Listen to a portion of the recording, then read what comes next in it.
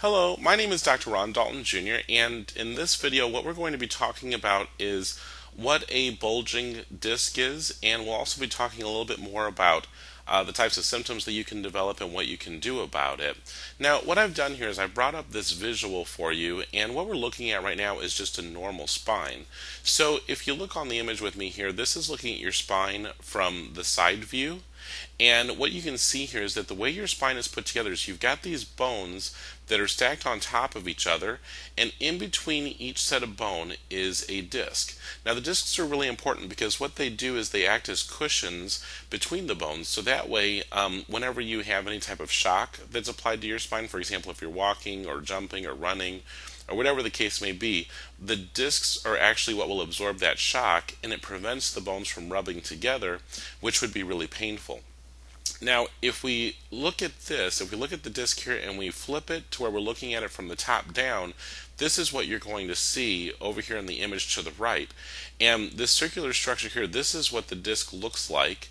And then right behind it, here's your spinal cord, and you've got the nerves that are leaving the spine right between the disc and the vertebrae or the bones. Now, the normal anatomy of the disc is this. The disc is actually made up of a strong outer covering called the annulus fibrosus, and in the center of the disc there's a soft jelly-like structure called the nucleus pulposus. Now the nucleus is really important because what it does is it actually stores oxygen and nutrients within the disc so that if anything ever happens to the disc, it can heal more easily. But this also becomes a problem for disc conditions because one of the things that you may not realize about this is that your discs do not receive a very good blood supply. So it's hard to replenish the oxygen and nutrients within the disc, and that's why if you're suffering with this problem, it can be a really stubborn condition to heal because it doesn't get as much oxygen and nutrients as other parts of the body do, just because it doesn't get a lot of blood flow going to it. Now what a bulging disc is when the outer wall becomes damaged for one reason or another, and there's a number of things that can cause this to happen, and because the wall gets damaged, it gets weaker, and the nucleus will start to push against the disc wall and it will start to bulge. So if you'll just look at the image here, look over here on the right hand side, what you'll see is that as the disc starts to bulge, do you see how it's starting to form this little bulging area right in this area right here? Now, here's what's interesting about the disc. If you watch this progress, what you're going to see is that the disc will continue to bulge until it gets to a point where it starts to put pressure on that nerve. This is actually why this problem is so painful, because really what you're feeling is the pressure on the nerve in the area that's being affected.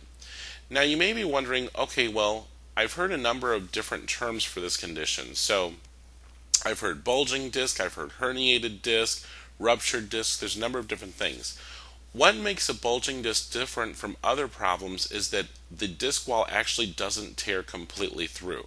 In the case of a herniated disc or a ruptured disc, the wall actually does tear. But with a bulging disc, all you're experiencing is this bulge in the wall here. And that's actually the biggest difference between those different conditions.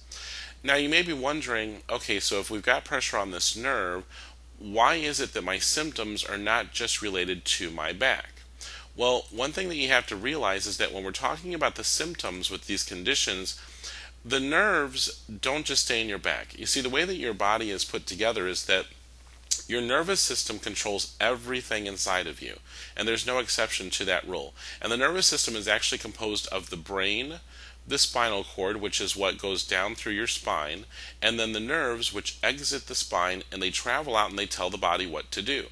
So what happens in a case of a bulging disc is that whatever nerve is being affected, you're going to experience symptoms wherever that nerve goes to. So for example, if you look at my image here, let's say we have a problem in the neck. Depending on where the nerve is going to, it's being affected, your symptoms could be different. So for example, if it's up in the upper area, you may have headaches, you may have neck pain, you might get problems with your ears. For example, you might hear ringing in the ears. It can affect your vision. These types of things will be affected if you have a problem there.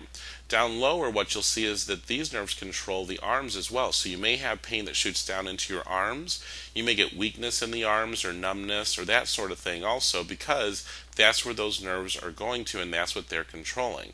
The same thing applies to the lower back. If you go down lower, most of these nerves will control the things that are in your legs. So you might feel sciatica, which is a pain that shoots down the legs.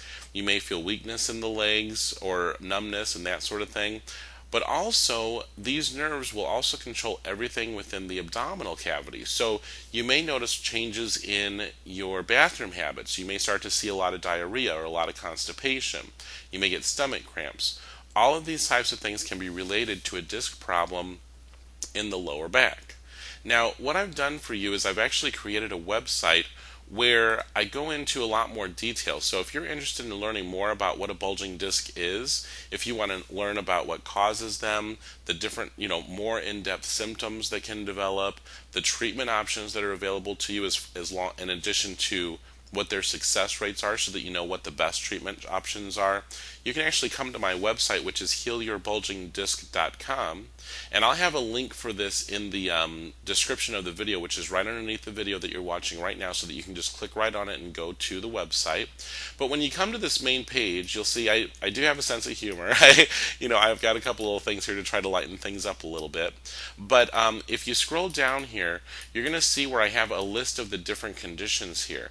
And if you want to learn more about a bulging disc, all you have to do is click on this here, and it's going to take you to a page that gives you more information about what it is.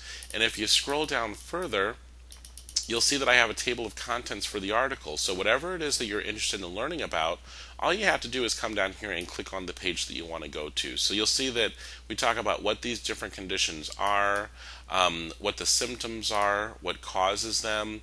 Here's the different treatment options that are available to you when we talk about medications, and I break down all the medications based on the type of medication that they are. So if you're taking something and you want to learn about how it works or what its side effects are or drug interactions, you can come to this page, and all you have to do is click on the medication that you're interested in learning about, and it will give you all the details about that. So we also talk about natural alternatives, exercises, surgery. Everything is covered in this website. So what I would recommend that you do is go ahead and come over here. You can do your research. I'm very, very detailed and very complete in the information that I give on this page, and it should really help you out quite a bit. Okay? Well, thank you so much for taking your time to watch this video, and I hope that you found it helpful, and have a great day.